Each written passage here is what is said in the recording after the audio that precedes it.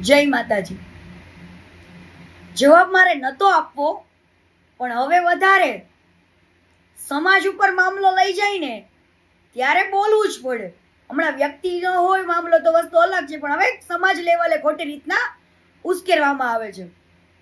તો જે આવેદન પત્ર દેવા જાય છે ને એને મારે ખાલી એટલું કહેવું છે કે તમે એવો પુરાવો પણ લઈ જતા હશો ને આવેદન પત્રમાં કે કીર્તિ પટેલ સમાજ ખિલાફ બોલી, અને જો તમારા પાસે એ પુરાવો નહીં હોય ને, અને જેને પણ મારા માટે આવેદન પત્ર ખોટા આપ્યા છે ને એના ઉપર હું લીગલી એક્શન પણ લઈ શકું છું કે તમે કોઈની કારકિર્દી ઉપર આવી રીતના ખોટી રીતના આક્ષેપો નાખી રહ્યા છો.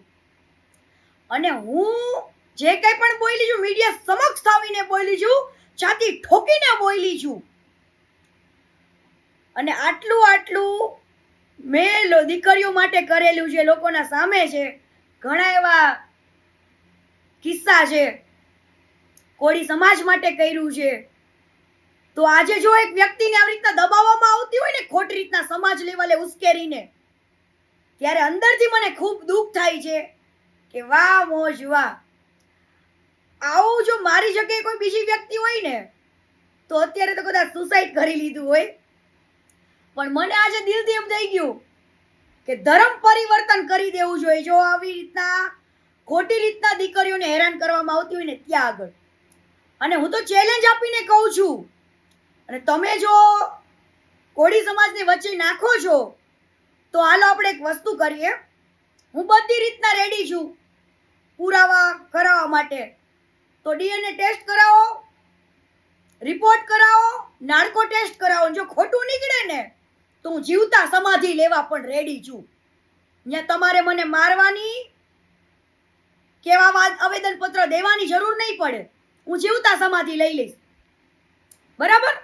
કરાવો રિપોર્ટ, કરાવો નાર્કો ટેસ્ટ, એટલે બધું દૂધનું દૂધ ને પાણીનું પાણી. અને જો તમે ખોટા નીકળ્યા તો જેટલા લોકો મારા માટે આવેદન પત્ર દેવા નીકળ્યા છે ને એને મારે ખાલી એટલું જ કહેવું છે કે તમે જો ખોટા પડ્યા તો તમે શું કરશો? હું તો સમાધિ લેવા રેડી છું, જીવતા જીવ. બરાબર? બધી સજા મને મંજૂર છે. તમે શું કરશો ને તમે વિચારો. ચલો હવે કે આ બધું કર્યા પછી પ્રૂફ પુરાવો સાબિત થાય અને જો તમે ખોટા પડો તો તમે શું કરશો? હું ખોટી પડીશ ને તો હું જીવતા સમાધિ લઈ લઈશ. ઓકે? અને આવી રીતના જો કીર્તિ પટેલ કોઈ કોળી સમાજ માટે બોલી હોય ને તો ભાઈ કોળી સમાજ કઈ નાનો નથી, બહુ મોટો છે સમાજ. એટલે આખો સમાજ હળબળી જાય જો કીર્તિ પટેલ બોલી હોય ને તો.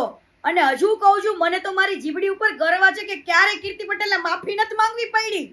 પણ આ સમાજને ખોટી રીતના ઉશ્કેરો છો ને જેટલા લોકો, એને કહું છું ખોટા આવેદન પત્ર જે દો છો ને એને મારે ખાલી એટલું જ કહેવું છે કે હવે લીગલી કાર્યવાહી હું પણ કરીશ જો તમે ખોટા નીકળો ને તો. ઓકે? બાકી જીવતા જીવ સમાધિ લેવા માટે કીર્તિ પટેલ રેડી છે. જય માતાજી.